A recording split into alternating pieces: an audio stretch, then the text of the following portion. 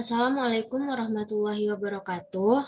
Saya Elsa Suhyani dengan nomor induk mahasiswa 21104060048 dari Program Studi Pendidikan Kimia kelas B. Di video kali ini saya akan mempresentasikan artikel yang telah saya buat dengan judul Penggunaan Bahasa Indonesia yang Baik dan Benar dalam Masyarakat maupun Media Sosial. Bahasa Indonesia memiliki peran yang amat penting dalam kehidupan, di mana bahasa Indonesia dijadikan sebagai bahasa persatuan, bahasa nasional, dan bahasa negara agar dapat berkomunikasi dengan masyarakat dari daerah, suku, maupun latar belakang yang berbeda. Masyarakat Indonesia memiliki peran sebagai pengguna bahasa Indonesia. Dalam penggunaan bahasa Indonesia, masyarakat wajib lebih bijak mengenai pemilihan bahasa yang baik dan buruk. Kemudian, bahasa memiliki fungsi yaitu sebagai alat utama yang digunakan dalam berkomunikasi, baik individu maupun kolektif sosial. Selanjutnya, fungsi bahasa terbagi lagi menjadi 4, yaitu fungsi kebudayaan, fungsi kemasyarakatan, fungsi perseorangan, dan fungsi pendidikan. Penggunaan bahasa Indonesia yang baik dan benar adalah sebuah kewajiban bagi masyarakat Indonesia berdasarkan Peraturan Presiden Republik Indonesia Nomor 63 Tahun 2019 mengenai penggunaan bahasa Indonesia. Bahasa Indonesia yang baik dan benar dimaknai sebagai ragam bahasa yang sesuai dengan sasarannya dan mengikuti kaidah bahasa yang benar. Ada beberapa penelitian sebelumnya yang juga membahas mengenai penggunaan bahasa Indonesia yang baik dan benar. Beberapa di antaranya penelitian yang dilakukan oleh Ahmad Maulidi dengan judul Analisa Kesantunan Berbahasa pada Media Jejaring Sosial Facebook. Hasil dari penelitian ini menunjukkan bahwa pada media sosial Facebook diketahui terdapat status yang memuat unsur kesantunan. Tujuan dari penelitian ini yaitu untuk mendeskripsikan penggunaan bahasa Indonesia yang baik dan benar, meliputi kesantunan bertutur dan bentuk ejaan dalam masyarakat maupun media sosial. Kesantunan dan bentuk ejaan tersebut tidak hanya lewat lisan, melainkan juga dalam bentuk tulisan. Penelitian ini menggunakan metode pendekatan kualitatif dengan metode deskriptif. Metode kualitatif merupakan penelitian yang dilakukan untuk memahami kejadian mengenai yang dijumpai oleh subjek penelitian.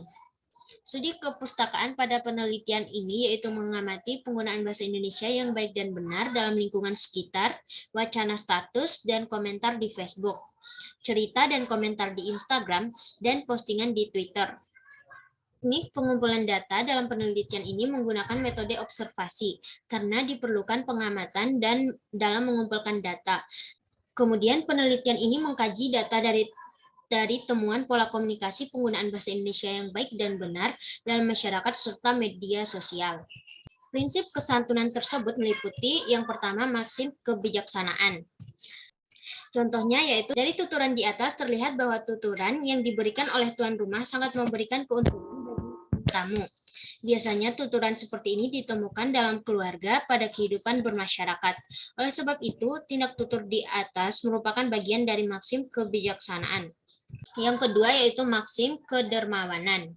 Contoh maksim tersebut yaitu dari penuturan yang disampaikan oleh remaja X di atas menunjukkan bahwa ia berusaha memberikan keuntungan kepada pihak lain dengan cara memberikan beban kepada dirinya sendiri.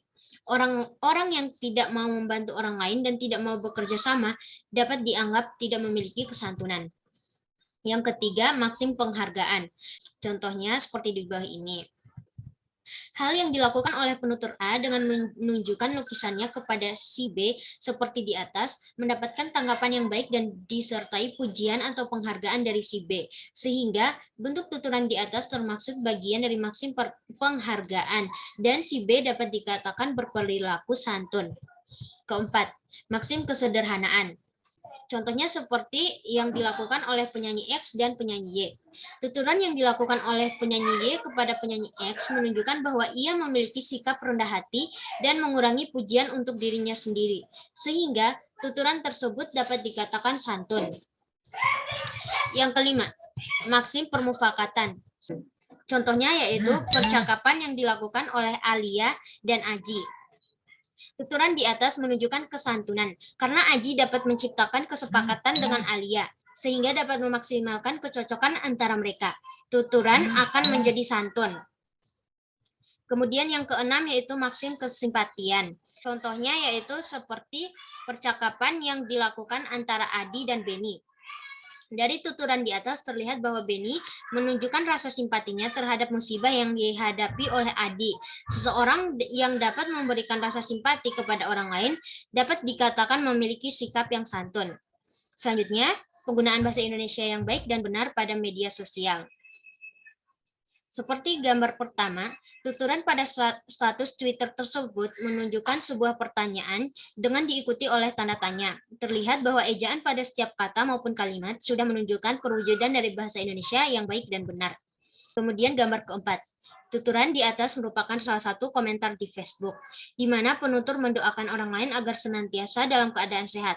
Kalimat tersebut ditulis dalam bentuk ejaan yang tepat dan kata yang sopan. Simpulan. Berdasarkan hasil penelitian, dapat kita amati bahwa tingkat kesantunan dan ketepatan ejaan sangat penting dalam penggunaan bahasa Indonesia, sehingga tidak terjadi kesalahpahaman. Kesantunan berbahasa dapat tercermin dalam tata cara komunikasi lewat tanda verbal atau tata cara berbahasa. Tata cara berbahasa yang digunakan harus sesuai dengan unsur-unsur budaya yang ada dalam masyarakat. Bahasa Indonesia, dalam unsur kesantunan berbahasa Indonesia terbagi menjadi 6 maksim, yaitu maksim kebijaksanaan, maksim kedermawanan, maksim penghargaan, maksim kesederhanaan, maksim permufakatan, dan maksim kesimpatian. Untuk mewujudkan bahasa Indonesia yang baik dan benar, dibutuhkan kesadaran yang timbul dari dalam diri masing-masing individu, sehingga semua dilaksanakan tanpa ada paksaan dari pihak lain. Dan sekian presentasi dari saya. Wassalamualaikum warahmatullahi wabarakatuh.